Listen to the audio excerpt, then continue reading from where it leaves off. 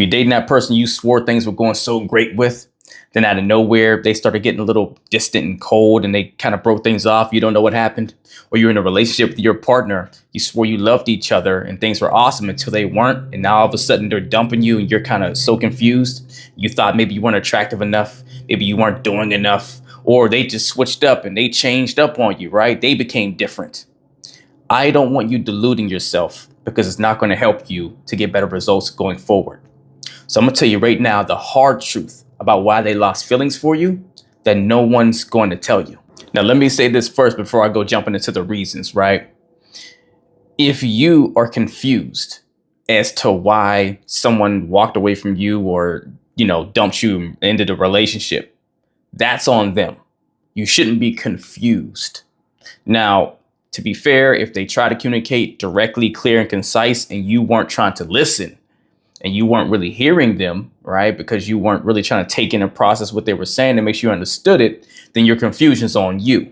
But more often than not, whenever we go through an experience like that to where, you thought things are going awesome and out of nowhere, you kind of got slapped in the face with reality that they were not and the other person's leaving you, that's typically a ineffective communication component on their end. They failed to communicate clearly and concisely to you or speak their truth, whether they didn't want to hurt your feelings, right? And they didn't want to say something that felt like it was going to break your spirit beyond them already walking away, or they just didn't have the tools to speak up, or there's someone that just doesn't, feel comfortable speaking in their truth, right? No matter if they think you can handle it or not, they're not courageous enough to say what they really feel. They rather just break things off and run. So I just want to set that stage. But even with that stage set, it does not void you from your role and what contributed to their decision making. Yes, it's on them for how they go about ending things with you or, getting to that conclusion without you being aware that they're getting to that conclusion to let you know. But it's on you for the role you played in them being unhappy, however they were, or turned off to where they wound up walking away. And the only thing you can control is how you show up going forward so you can get better results. So if we only harp on or try to say, oh, they just didn't find me attractive enough, or I just wasn't doing enough or whatever, or they switched up, they got different on me, then it doesn't empower you to do something about it. That leaves you in the whatever they decide, I'm just going to have to just go with it. And so if I go forward, anyone else coming into my life can just do the same exact thing. And which in some regard, yes, it's true. You can't control someone staying with you, but you have a huge ability and power to influence someone wanting to stay with you passionately in the way you show up in the relationship. So where there can be a number of reasons someone loses feelings for you, 3 of the main ones that most situations can boil down to is first, they started associating more negative emotions with you than positive ones. Emotion drives attraction. If every interaction with you for them felt like stress, drama, or obligation, their mind starts to connect you to negativity. Get this, even if you were good to them, if your energy felt heavy all the time, it felt needy or reactive, you were subconsciously pushing them away. Because even though you loved them, you had good intention. If you felt clingy to them to where everything felt really pressured on them, right? I mean, think about all the things you have to deal with in life and in the world. If you go out there, you deal with your job and all sorts of things, and you have to come home and you feel pressure at home instead of a sense of relaxation, you start putting a negative crosshair on it, right? And if you feel like if I say one small thing, or maybe I send a message or word it a certain way, and you're going to take this small thing and blow it up to something big, and all the time you need this constant reassurance and validation, that's a lot of weight. Starts creating anxiety for someone. And we are built to move away from painful, uncomfortable things. And so therefore, they'll start wanting to move away from you versus come closer towards you. So moving forward, you have to work on becoming aware of how your presence feels to your partner. Is it a relief to be around you, or does it feel more like a responsibility? Because the difference is night and day and creates a very different outcome, right? And to relate to you here, right? It's a hard thing I had to learn whenever I went through that relationship where I was left suddenly, like seemingly overnight, where yes, there was going on in the relationship, trying to build a business together and all that. And I had never done that before. It's the first time. And, she trusted in me to do that. And I was trying to do it. I was trying to do my best. So I had all the good intentions and good reasoning, but I was so dialed in on trying to make it work and trying to figure it out that I lost track of reading the room and how she was feeling as far as being secure, feeling secure with me.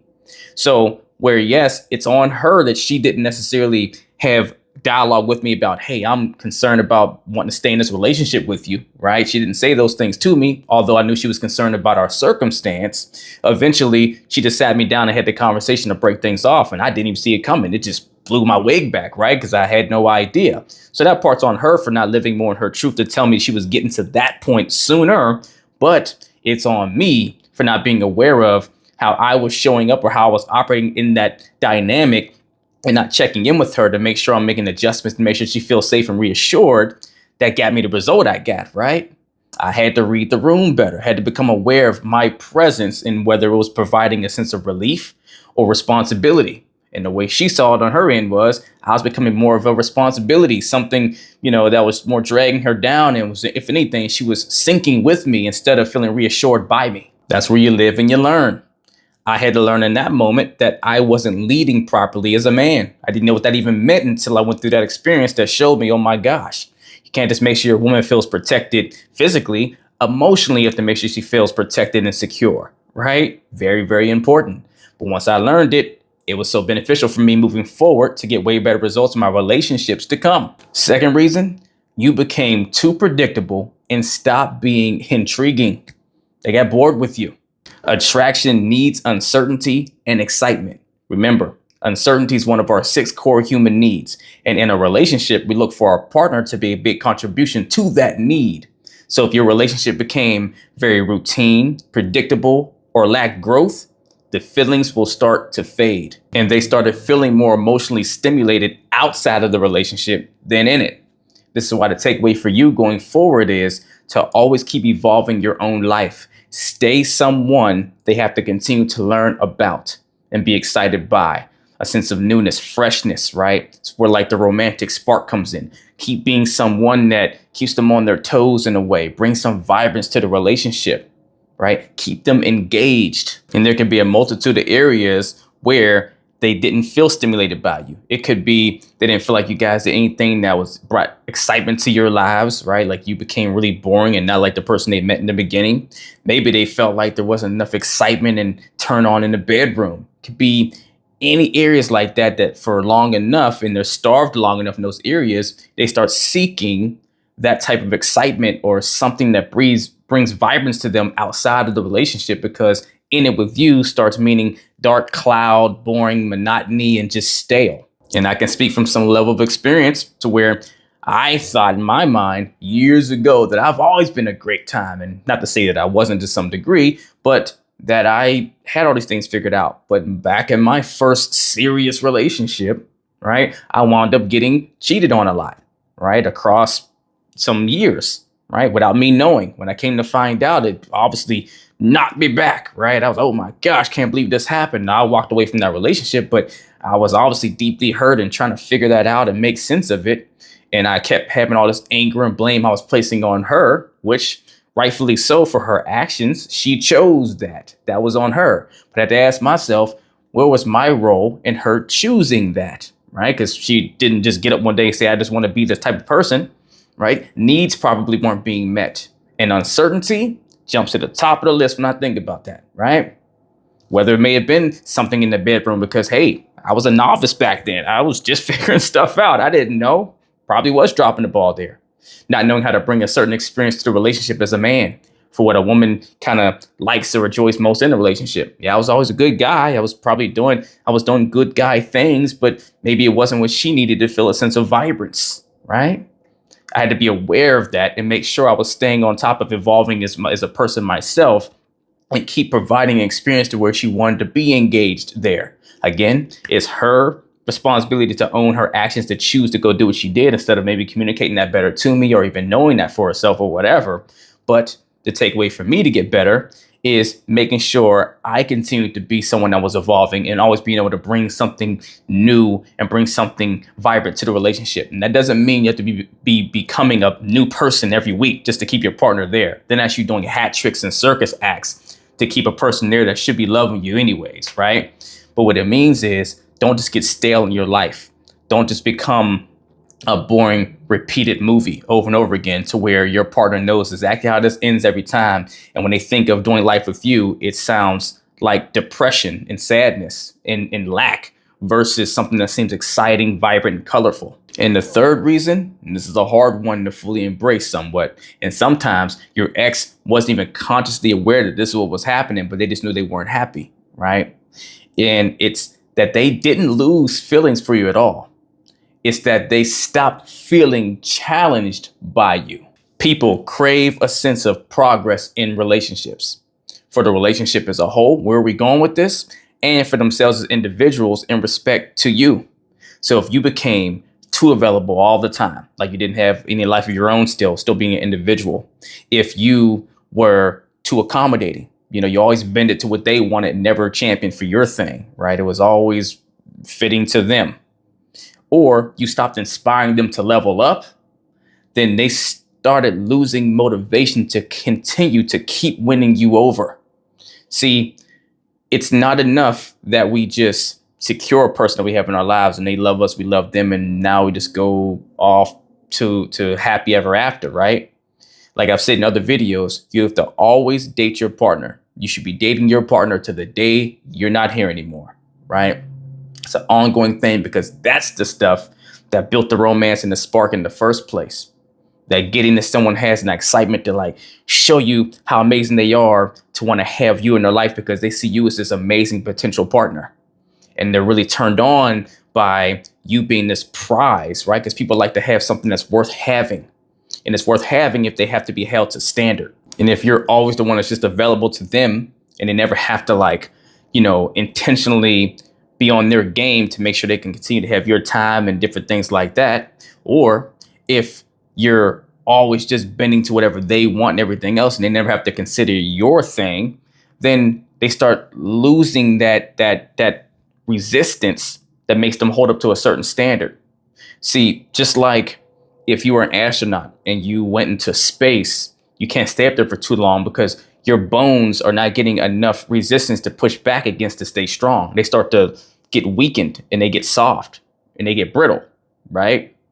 We need friction, healthy friction, right? And so just as much as you want to be accommodating and you want to be available, you also have to have your standards for, okay, I'm doing this for you to show you that you're valuable, but now here's my thing and what I require and how I need you to show up to show me that I'm valuable to you.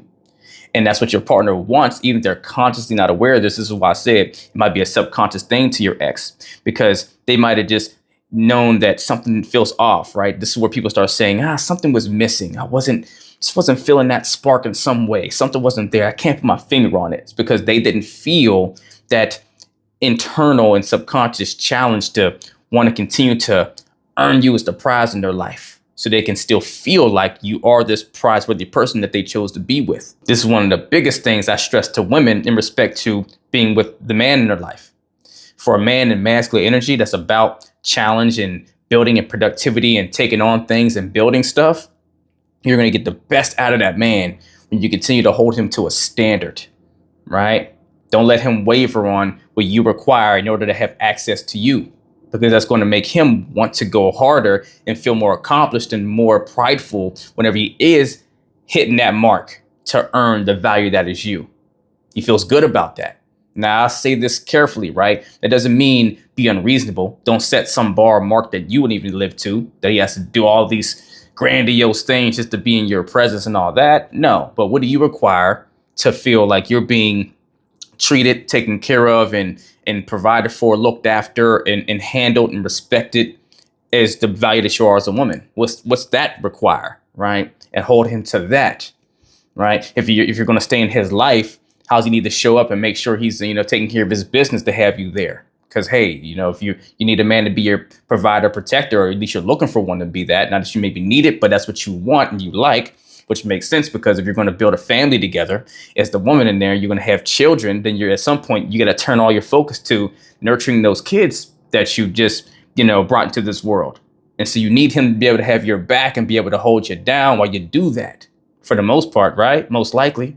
And so if you don't hold him to a standard now that he has to make sure he's on his game to do that, then whenever it's game time, you guys go to start a family or whatever, he's not going to have that muscle built to have to, right? If he's not already carrying that standard for himself already to where he'll underperform, right? But a lot of men that do want to be that man that can do that will subconsciously register that, this woman doesn't inspire me to want to be a better man, right? She just goes with whatever, and he stops seeing you as an extension of his value. So this is not a gender-based thing, but that was a really big, important piece that I feel like I wanted to throw in there for women just to give you some insight when it comes to how important it is for you to be the prize, right? That's a level layered thing. And standard is one of the biggest components of being the prize to the man you want in your life. If you're a feminine woman looking for a masculine man. So this means moving forward, you always maintain a sense of self-worth, confidence, and high standards